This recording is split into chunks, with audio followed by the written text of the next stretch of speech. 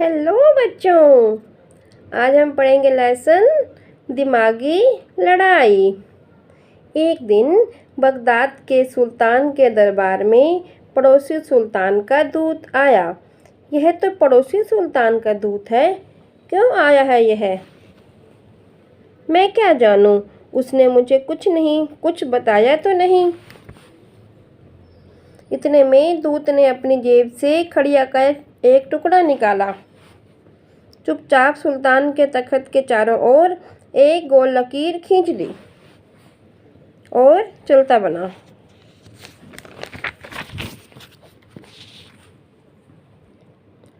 पता नहीं सुल्तान पर कोई टोना टोटका किया हो या फिर सल्तनत पर। अगर उसके सुल्तान ने जादू वादू करवाया है तब तो हम गए काम से। सुल्तान ने अक्लमंद दरबारियों से सलाह मशवरा किया। उन्होंने उस घेरे को बारीकी से निरीक्षण किया। इस ओर से लकीर कुछ टेढ़ी दिखती है। असल मुद्दा यह नहीं है, इस घेरे का मतलब क्या है, यह समझाओ। दरबारी काफ़ी देर तक आपस में विचार विमर्श करते रहे। अंत में बादशाह सलामत बहुत मगज पच्छी करने के बाद भी हम इस घेरे का मतलब समझ नहीं पा रहे हैं। ओफो, मैं बर्बाद हो गया। ए खुदा, किन बेवकूफ़ों से पाला पड़ा है। अचानक एक दरबारी को ख्याल आया, बादशाह सलामत हो जा क्यों नहीं बुलवा लेते। इस पहेली को सुलझाना उनके ही बस का काम है। वाह, क्या सुझाया है। होजा तो मेरी सल्तनत का सबसे सयाना आदमी है। ताज्जुब है, मुझे अभी तक उसका ख्याल ही नहीं आया। होजा को बुलवाओ। हाँ, जल्दी बुलवाओ। जोरों से होजा की पुकार मची। तेज दौड़ने वाले हरकारे उसकी खोज में दौड़ाए गए। आहा होजा, उफ उफ, तुम्हें फौरन सुल्तान के दरबार में हाजिर होना है। क्यों भाई, क्या हो गया आखिर? होजा को हरकारे ने पूरा मामला बताया और इस पहेली को बूझने वाले को सुल्तान इनाम भी देंगे। इनाम? मैं चलता हूँ, पर कुछ सामान साथ में लेने पड़ेंगे। होजा ने बच्चों के खेलने के कुछ छोटे छोटे खिलौने और एक पालतू चूजा साथ में लिए और चल पड़ा महल की ओर। आओ होजा, आओ, मैं तो बड़ा परेशान हूँ। ठहरो। या अल्लाह, वह दूत फिर आ धमका। उसे मेरे पास आने दीजिए।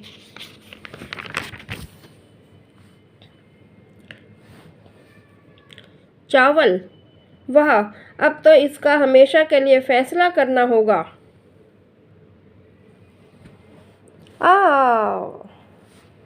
होजा, उसकी तो तुमने छुट्टी कर दी।